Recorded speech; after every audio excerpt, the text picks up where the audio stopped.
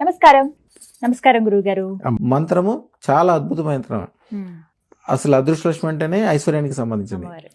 ఐం హ్రీం శ్రీం ఐం హ్రీం శ్రీం అదృష్ట మహాలక్ష్మి అదృష్ట మహాలక్ష్మి సర్వ ఐశ్వర్యం సర్వైశ్వర్యం తక్షణం దేహి ప్రేచ్ఛ స్వాహ.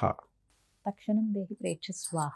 మంత్రం చాలా సింపుల్ మంత్రమే, కానీ ప్రపంచంలో ఉన్న అన్ని పాజిటివ్లు దాంట్లోనే ఉన్నాయి. ఐం హ్రీం శ్రీం అంటే మీకు తెలుసు కదా. ఐం అంటే సరస్వతి, హ్రీం అంటే శక్తి దేవత, పార్వతీ అమ్మవారు, శ్రీం అంటే లక్ష్మి. లక్ష్మిలో ఈ టైంలో అదృష్ట మహాలక్ష్మి. అదృష్ట మహాలక్ష్మి. అదృష్ట మహాలక్ష్మిలో ఈ అష్టలక్ష్మి అంటారు. అష్టలక్ష్మిలో మళ్ళీ పాజిటివ్ నెగిటివ్లు ఉంటాయి. అదృష్ట Mahalakshmi only positive, purely positive. అనుగ్రహ దేవత. ఎటు చూసినా బంగారాలే ఉంటాయి, ఎటు చూసినా అద్భుతాలు ఉంటాయి.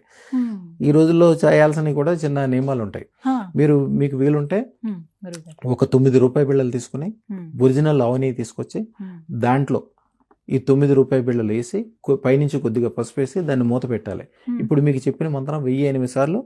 1008 సార్లు ఈ శ్రావణ మాసంలో ఈ 90 రోజుల్లో ఏదో రోజున 1008 సార్లు రాత్రిపూట మంత్రం చదువుకుని ఆ గాజు సీసాని, రూపాయి బిళ్ళ ఉన్న గాజు సీసాని మీరు ఎక్కడ పెట్టినా కూడా, వ్యాపార స్థలంలో పెట్టినా, ఇంట్లో పెట్టినా, డబ్బులు పెట్టుకునే చోట పెట్టినా, లేకపోతే బంగారాలు పెట్టే చోట పెట్టినా కూడా ఆ రూపాయి బిళ్ళలు ఆవినీలో ఎట్లా మునిగినాయో మీరు అట్లా ఐశ్వర్యంలో మునిగిపోతారు. అది ఉన్నంతసేపు మీ ఇంటి నిండా డబ్బు బంగారమే. అదృష్టరత్నం యొక్క పవర్ ఇదంతా అనమాట. ఈ 90 రోజుల్లో ఏదో ఒక రోజు రాత్రి అంటే ఏ సమయానికి చేసుకోవాలండి? నిద్రపోయే ముందు. యాక్చువల్గా ఏంటంటే చీకటి పడిన తర్వాత మనము లెక్క ఏంటంటే 12 గంటల వరకే రాత్రి. యాక్చువల్గా శాస్త్రాలు అది లేదు. రాత్రి చీకటి పడిందంటే సాయంత్రం 7 గంటల నుంచి రేపు 7 గంటల వరకు. ఇది మొత్తం కూడా అంటే సూర్యుడు కనిపించినంత వరకు రాత్రి కిందే లెక్క. మీ వీలుని బట్టి ఎప్పుడైనా చేసుకోవచ్చు. చక్కగా